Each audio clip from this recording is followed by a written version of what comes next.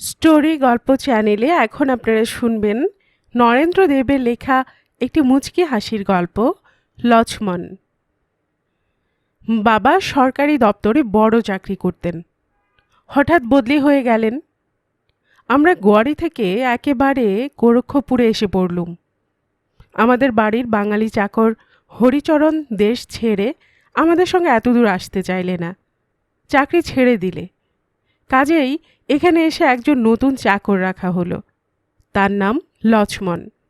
সে হিন্দুস্থানি, গোরক্ষপুরেই তার বাড়ি।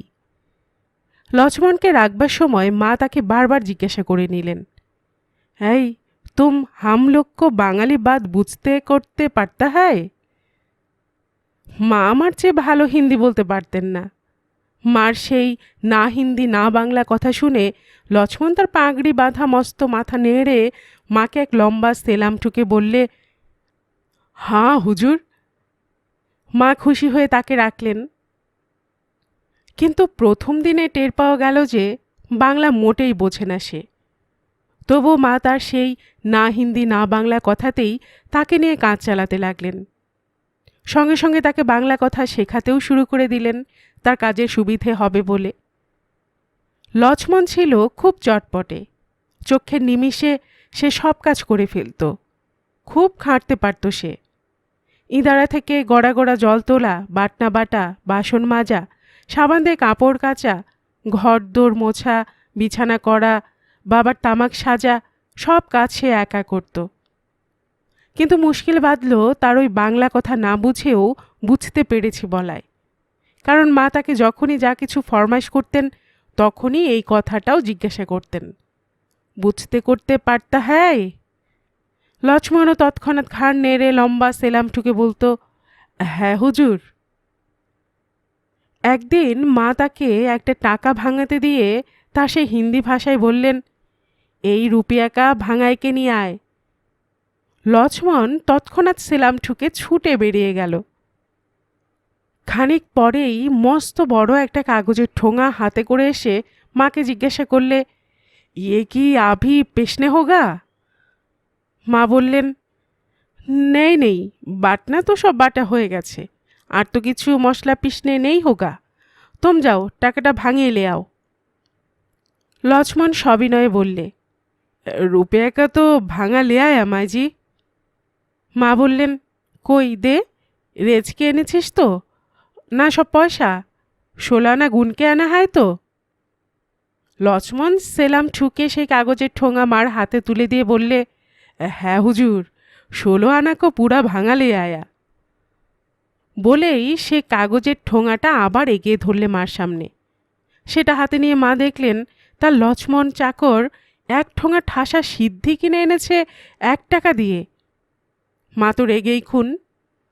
মাথা কপাল চাপড়ে বাবার কাছে গিয়ে বলে দিলেন যে লক্ষ্মণকে তিনি একটা টাকা ভাঙাতে দিয়েছিলেন, সে 1 টাকা সিদ্ধি কিনে এনেছে। বাবা শুনে খুব হেসে উঠে বললেন, ঠিকই করেছে, এদেশে যে ওরা সিদ্ধিকে ভাঙা বলে জানো না? তুমি ওকে 1 রুপিয়া ভাঙাতে বলেছ, ও বুঝেছে তুমি 1 রুপিয়ার ভাঙ আনতে বলেছ। মা শুনে অবাক, সিদ্ধিকে ভাঙ বলে? লক্ষ্মণ বাজার করতে গিয়ে আরও অনেকবার এরকম ভুল করে মার কাছে খুব বকুনি খেয়েছিল। 2-4টা ঘটনা আমার আজও মনে আছে। একবার আমার খুব অসুখ হয়েছিল, ডাক্তার বেদানার রস খেতে দিতে বলে গেল। মা তৎক্ষণাৎ লক্ষ্মণকে ডেকে বেদানা আনতে দিলেন। বারবার করে বলে দিলেন যেন বেশ বড় দেখে বেদানা নিয়ে আসে, কারণ রস তৈরি হবে। লক্ষ্মণ জো হুকুম বলে সেলাম ঠুকে ঝাঁ করে বেরিয়ে গিয়ে সদর বাজার ঘুরে আমার জন্য বেশ বড় দেখে একটা তামার বদনা কিনে এনে হাজির করেছিল। আর একবার দিদিকে সঙ্গে করে নিয়ে আমাদের জামাইবাবু এসেছিলেন গোরক্ষপুর বেড়াতে। তখন ডিসেম্বর মাস, খুব কনকনে শীত। মা জামাইবাবুর জল খাবারের জন্য ব্যস্ত হয়ে পড়লেন। গোরক্ষপুরে সন্দেশ পাওয়া যায় না, বরফি পাওয়া যায়। মা লক্ষ্মণকে পয়সা দিয়ে বেশ করে বুঝিয়ে দিলেন। খাস্তার কচুরি, টাটকা সিঙাড়া, কালাকাঁদ, বরফি, অমৃতি জিলিপি, বালুশাই গজা, বড় বড় দরবেশ, এইসব খাবার হিয়া যা মিলতা, হায় তাড়াতাড়ি লে আও। লক্ষ্মণও সেলাম ঠুকে জো হুকুম হুজুর বলে এক লাফে বেরিয়ে গেল। অন্যদিন সে দোকানে যায় আর ছুটে চলে আসে, একটুও দেরি করে না। সেদিন কিন্তু লক্ষ্মণের আর দেখা নেই। বিকেল ক্রমে সন্ধে হয়ে আসছে, জামাইবাবুর জল খাবার দিতে দেরি হচ্ছে। মা একেবারে অস্থির হয়ে ঘর বার করছেন, কিন্তু লক্ষ্মণ আর ফেরে না। ক্রমে সন্ধে যখন বেশ ঘনিয়ে এলো, দোকানে দোকানে আলো জ্বালা শুরু হয়েছে। লক্ষ্মণের ফিরে আসার আর কোনো সম্ভাবনা নেই মনে করে মা যেই স্টোভ জেলে ঘরেই জামাইবাবুর জন্য হালুয়া লুচি তৈরি করে দেবার জোগাড় করেছেন, এমন সময় বাইরে থেকে লক্ষ্মণের গলার আওয়াজ পাওয়া গেল। আরেকজন কাকে যেন সে খুব খাতির করে বলছে, আয়ে জনাব আলী, অন্দর মে আয়ে। একটু পরেই লক্ষ্মণ সব জিনিসপত্র নিয়ে ভেতরে এলো।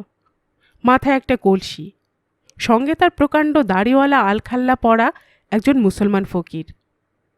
মা তাকে এত দেরি করে ফিরে এলো কেন জিজ্ঞাসা করতেই লক্ষ্মণ লম্বা সেলাম ঠুকে করুণ কণ্ঠে জানালো যে দরবেশ আনতে তাকে শহরের বাইরে যেতে হয়েছিল, তাই দেরি হলো।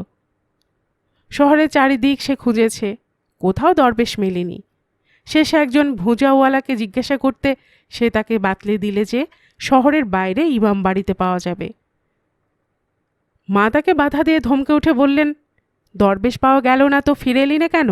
শহরের বাইরে তোকে কে যেতে বলেছিল? আমি না তোকে তাড়াতাড়ি আসতে বলে দিয়েছিলুম? লক্ষ্মণ আবার খান নেড়ে সেলাম ঠুকে বললে, হা হুজুর, হুকুম তামিল, আচ্ছা তারিফি লে আয়া। তারপর সে মাকে বুঝিয়ে বলতে গেল যে শহরের বাইরে গেলেও এত দেরি হতো না, কিন্তু কি করবে সে? পথে নামাজের সময় হয়ে গেল, তাই দরবেশ সাহেব দোয়া করে নামাজ পড়তে বসলেন।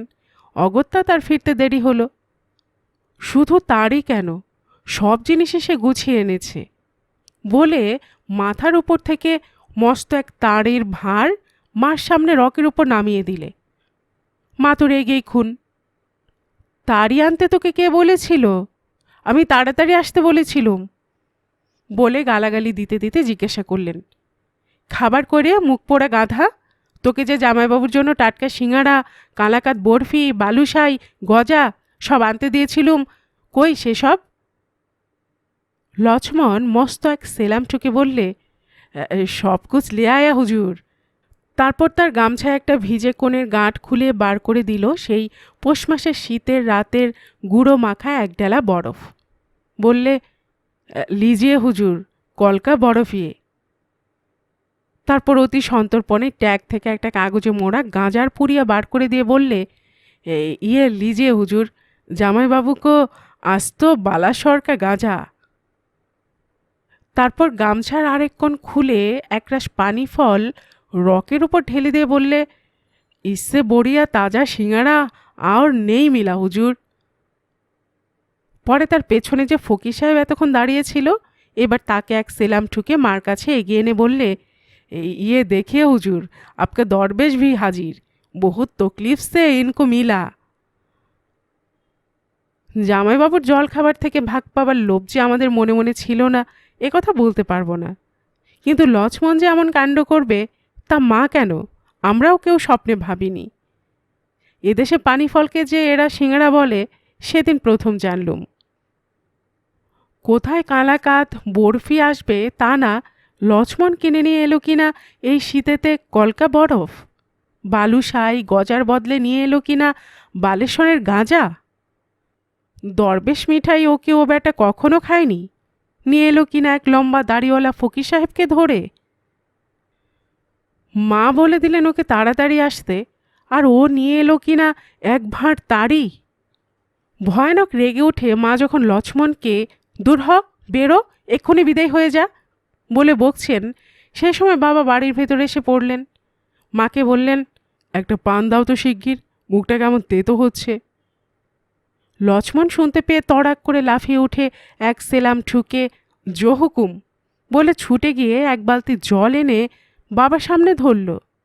বাবা আশ্চর্য হয়ে জিজ্ঞাসা করলেন, ইয়ে কোন তুমকো লে আনে बोला? লক্ষ্মণ সেলাম ঠুকে বললে, আভি তো আপ এক তো পানি মাঙা মাজি সে। বাবা লক্ষ্মণের কাণ্ড দেখে অবাক হয়ে মার দিকে ফিরে চাইতেই মা তার সব রাগ ভুলে গিয়ে একেবারে খুবখানি হেসে উঠে বললেন, হাড় জ্বালাতন করলে তোমার এই হতভাগা চাকর। একটা পান চাইলে তুমি আমার কাছে, ও তাই শুনে দৌড়ে গিয়ে এক টব পানি হাজির করেছেন তোমার সামনে। এইতেই তুমি অবাক হয়ে যাচ্ছ? আর এদিকে একবার দেখো কি কাণ্ড। তারপর সেই দাড়িওয়ালা দরবেশ থেকে আরম্ভ করে তাড়ির ভাঁড়, বালেশ্বরের গাঁজা সবই একে একে মা দেখালেন তাকে। কলের বরফ প্রায় গলে এসেছে। সেই রাত্রেই দরবেশকে নগদ কিছু বকশিশ দিয়ে বিদায় করে বাবা লক্ষ্মণকে জবাব দিলেন। স্টোরি গল্প চ্যানেলে এতক্ষণ আপনারা শুনছিলেন নরেন্দ্র দেবের লেখা একটি হাসির গল্প লক্ষ্মণ।